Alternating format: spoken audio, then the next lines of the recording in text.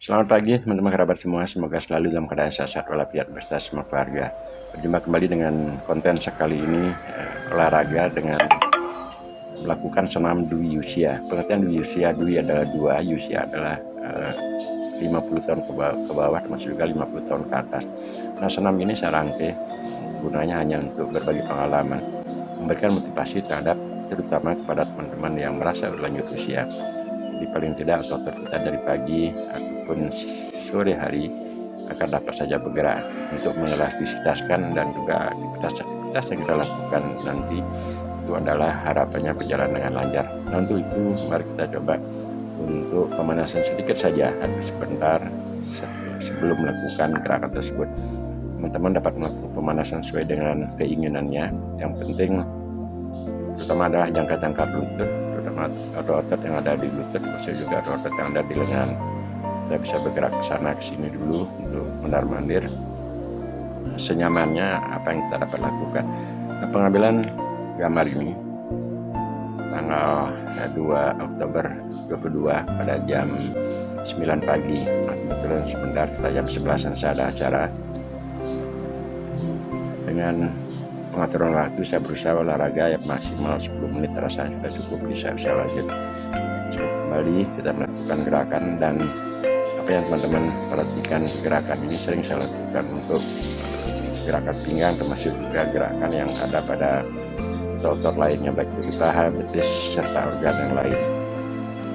Yang bergerak dengan santai, yang tidak terlalu beban, karena apa yang sering katakan pada konten itu yang sangat sederhana ini, di usia lanjut dan tidak kita dapat mengelastistaskan otot. Nah, teman-teman, kita kembali ke fokus senam.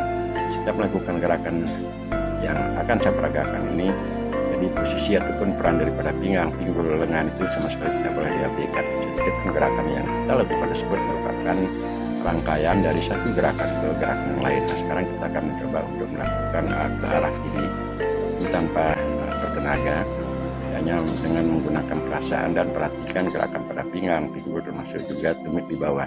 Sedikit pergeseran kaki, terutama tumit berputar sekian derajat, itu ada pengaruhnya terhadap gerakan yang kita lakukan dari atas pinggang ke atas. Teman-teman bisa perhatikan, ini sama sekali tidak bertenaga, hanya menggunakan perasaan saja. Pengangkatan kaki kalau tidak seimbang, otomatis kita akan menjadi agak sedikit tersungkur ataupun istilahnya berat badan kita ke atas atau ke belakang. Nah, sekarang ini gerakannya agak turun.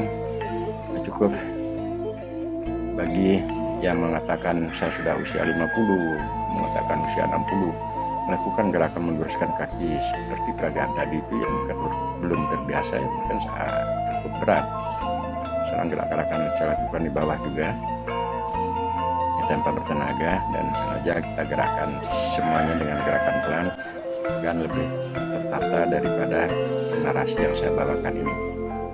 Banyak cara dapat kita ciptakan, yang penting posisi kaki, tangan, serta jangkar dia menjadi suatu gerakan yang simetris. Yang pengertian secara simetris adalah ketika tangan kita arahkan di atas, mungkin kaki harus berbentuk seperti 90 derajat dan sebagainya. Itu hanya satu contoh, teman-teman bisa melakukan gerakan yang lainnya. Untuk selanjutnya kita akan contohkan untuk melakukan gerakan, walaupun tidak gerakannya tidak sama, akan tetapi pakem dari cara bergerak dan hal-hal yang harus dilakukan itu adalah kuncinya. Kita dapat pastikan ini gerakannya lebih lambat. Teman bisa perhatikan tangan saya sedikit berotot, artinya paling tidak gerakan tersebut bisa tambahkan tenaga. Apakah tenaga yang disalurkan pada saat bergerak seperti ini penuh atau full power? Jawabannya tidak, tergantung dari kita sendiri yang mengaturnya, seberapa yang kita bisa salurkan tenaga ke daerah tangan. Karena di saat bergerak seperti teman-teman perhatikan, tenaga kan tidak saja terbagi ke daerah tangan, akan tetapi ke daerah paha, baik itu di kanan dan juga di kiri. Nah, sehingga pengaturan tenaga kita sendiri yang mengaturnya. Yang jelas tidak penting atau tidak usah terlalu full tenaga yang kita salurkan baik di tangan kanan ataupun tangan kiri. Kenapa demikian? Karena kita akan melakukan proses lebih lanjut. Setiap bergerak itu ada gerakan susulan. Kalau kita melakukan gerakan atau dengan menggunakan full power pada salah satu tangan ataupun di salah satu kaki, otomatis gerakan susul tersebut akan menjadi hambat tenaga karena kita sudah salurkan terlalu banyak. Teman-teman bisa perhatikan ini sebenarnya. Sebentar saya akan dekatkan videonya untuk memperlihatkan yang tidak ada otot yang kelihatan, di mana tanda tersebut merupakan adalah adanya tenaga pada saluran tangan tersebut. Kita masih bergerak ke depan, ke samping,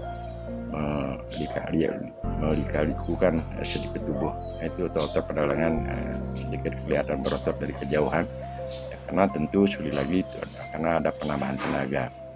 Nah, teman-teman berbicara olahraga di usia lanjut, memang sering saya diskusi sama teman-teman yang dulunya adalah kita ajak satu angkatan di saat masih bujang, senang berolahraga menggunakan samsa atau yang bahasanya maaf saja belajar bela diri. Ternyata sekarang setelah menginjak usia 55, menginjak usia 61 dan lain sebagainya, terasa motivasinya hilang.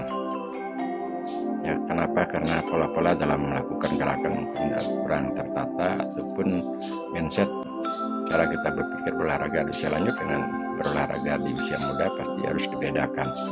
Tentu di usia muda mungkin karena ngejar prestasi, karena waktu banyak, dan juga power bentuk tubuh dan sebagainya, semuanya masih boleh dikatakan masih fit. Tapi di usia lanjut secara alami otomatis hal tersebut akan mengalami penuaan ataupun penurunan. Seperti itu sudah tidak bisa hindari. Kembali saya fokus ke gerakan ini. Jadi masih bergerak. Sekarang sudah cukup lumayan. Kalau saya sampai sudah berhenti seperti ini, pastilah saya punya tenaga agak tersengat-sengat, karena tenaga yang kita salurkan pada tangan, baik itu pertahanan dari kaki dan juga mengolah pergantian kanan dan kiri, itu cukup lumayan. Sekarang saya perlihatkan teman-teman, saya dekatkan ke kamera karena pengambilan gambar ini saya ambil sendiri. Maaf saja, ini kontennya sangat-sangat sederhana. Sekali lagi saya menyatakan diri minta maaf, ini saya tunjukkan kanan dan kiri kelihatannya, karena ada penyaluran tenaga di tangan kanan dan kiri. Seperti itulah dia bisa melakukan gerakan tadi saat mengolah, gimana agar kelihatannya lebih lemas atau elastisitasnya antara satu dengan dua menjadi satu kesatuan, enak kita dipandang.